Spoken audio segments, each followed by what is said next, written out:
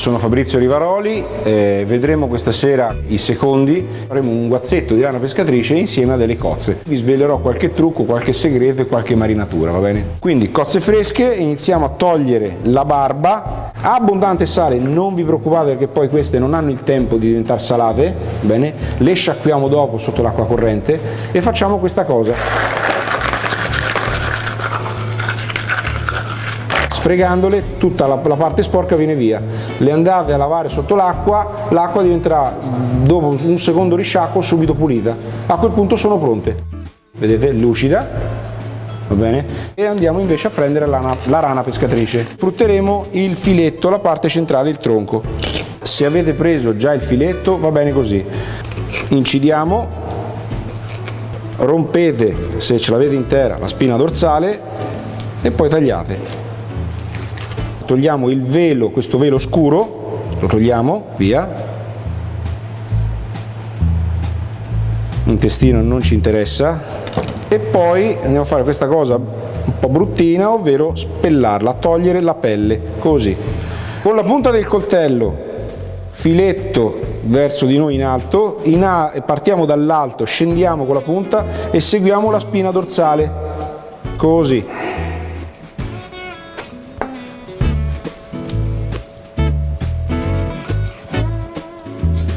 Togliete il sangue perché dà un aroma, un gusto sgradevole, e adesso andiamo a fare una marinatura per dare un gusto in più al nostro filettino di pesce.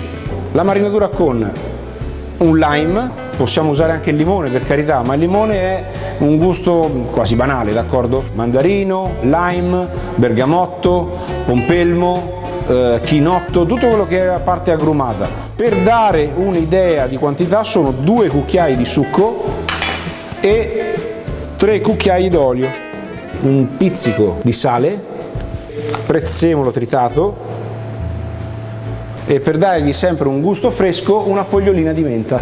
La spezziamo con le mani e la gettiamo all'interno. Mescoliamo e inseriamo dentro il filetto. Lo lasciamo così in infusione per circa una quindicina di minuti. Prendiamo 2 pentolini per fare il sugo e andare a scottare invece le cozze.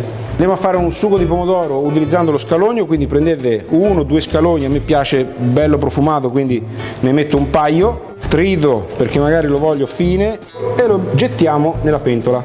Potete tranquillamente utilizzare dell'olio d'oliva, rosoliamo rapidamente e poi bagniamo col pomodoro. Non ne serve tantissimo, Ne ho messe una bella tazza piena.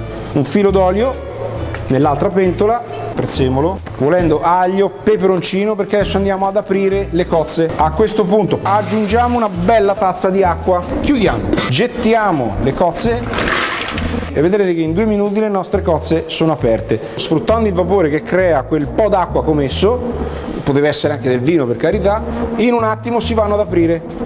Mescolo un attimo, così. Vedete? In questo modo, quindi questa scottata veloce, restano belle carnose. Andiamo ad aggiungere il nostro brodo al sughetto. In questo modo facciamo un sughetto bello profumato di mare e prendiamo la rana pescatrice che nel frattempo si stava marinando con l'olio, il limone, il lime, la menta e il prezzemolo e andiamo a tagliarla in bocconcini, va bene? Sfrutto la lunghezza del mio filetto e faccio invece, si dice, un taglio a losanga, quindi un taglio di traverso. Adesso con la salsa, la base di marinatura, andiamo a cuocere il nostro filetto di rana pescatrice. Raccolgo l'olio, quindi la marinatura. Appena l'olio è bello caldo, scotto rapidamente i filetti. Vedete, tende un po' ad arricciarsi perché il mio ancora ha un po' di pelle. Basta già quel pizzico di sale che ho messo prima. Spengo il fornello e copro. La padella fa sì che qui all'interno si crei una camera calda, il filetto piano piano si va a cuocere e iniziamo ad aggiungere le cozze al nostro sugo di pomodoro. Quindi il pomodoro ormai è pronto e inizio a rovesciare le cozze, ma non il sughetto di cottura perché è eccessivo. mescolo le cozze e il pomodoro, in 3 minuti sono pronte. La stessa velocità si vanno a cuocere anche i filetti di pesce e io lo spremo, guarda, si disfa, è morbidissimo, sgocciola ancora perché è pieno di succhi, vedete?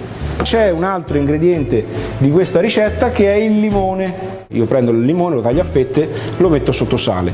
Nel nostro caso una notte sotto sale, quindi circa una dozzina d'ore. Perfetto, l'ho messo in sottovuoto perché così si conserva meglio, una mia praticità. In circa 6 ore si va a essiccare, se avete un essiccatore, a 60 gradi, altrimenti andate in forno, lo tenete sempre quelle 4-5 ore a 70-80 gradi, un po' più alto, e la porta del forno è leggermente sfrontata, leggermente aperta, con un canovaccio dentro. Iniziamo a impiattare, quindi le potete anche sgusciare. Adagiamo sopra 1-2 filettini di pesce, in questo modo. Il nostro limone essiccato, quindi diventa una cialda croccante di limone molto sapida. Se volete ancora una spolverata di prezzemolo, perché no? Un po' di sughetto. Vado ad mettere ancora delle erbette, che sono queste, sono dei germogli di senape, sono freschi e piccanti. Darà alla mia preparazione la parte piccante nonostante non abbia messo il peperoncino. Io vi ringrazio, vi do una buona serata, buona cena e ci vediamo la prossima volta.